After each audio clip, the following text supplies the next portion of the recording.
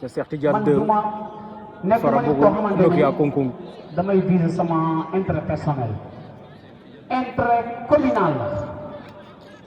plus particulièrement intérêt Mbafaye parce que lu mu am Mbafaye la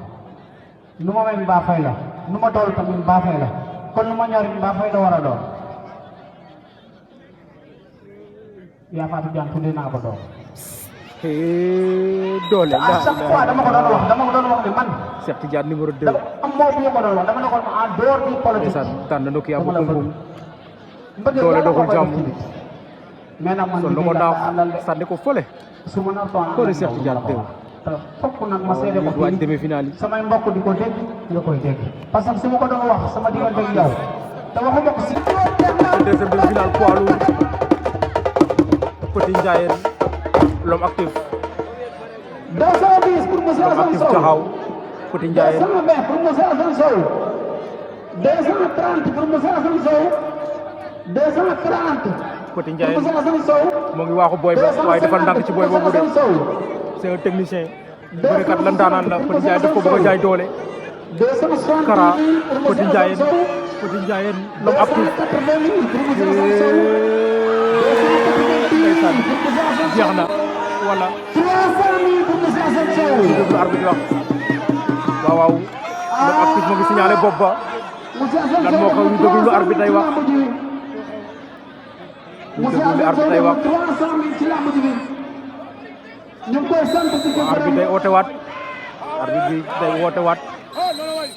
arbitre day woote waat l'homme actif ndeysaan bopp ba lay signalé Petit Ndiayène ne dëj na ko mu toog waaw waaw arbitre ba nee na amul lu ko leer concerté na ak ay gisam ñu ne gisuñ cut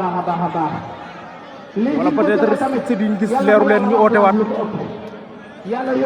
tout cas Petit Ndiayène dafa jël tànk dëj ko l'homme actif dëpp ko l'homme actif di réclamé ne Petit Ndiayène teg na bopp waaw Petit Ndiayène jàpp ne moom it moo daan waaye arbitre ba loolu doy ko daf leen owaat ci digg boobu mu gën a leer Petit Ndiayène l'homme actif nee naa la boo bëggee waaxu booy boobu di nga juum de foo nga bëreeg moom xel doo ko jaay doole l'homme actif Jaxaw Petit Ndiayène demi-finale fi ci Mbafaye deuxième demi-finale premier demi-finale ba jeex na Cheikh Tidiane numéro 2 Farabougou moo daan Nokia bu Koungkoung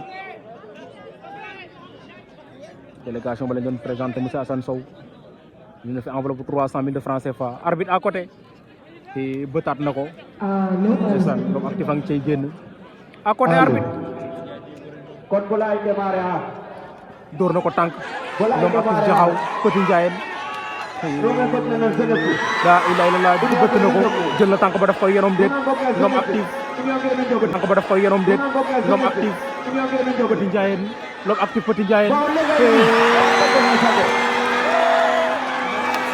tànk ba daf koy yenom déet l'homme actif Petit Ndiayène l'homme actif Petit Ndiayène même action delluwaat nañ ci action ba de delluwaat nañ ci action ba de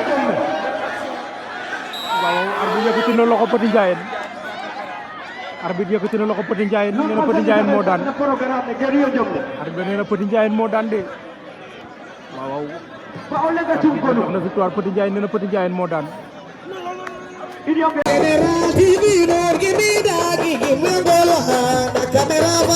General TV, don't give me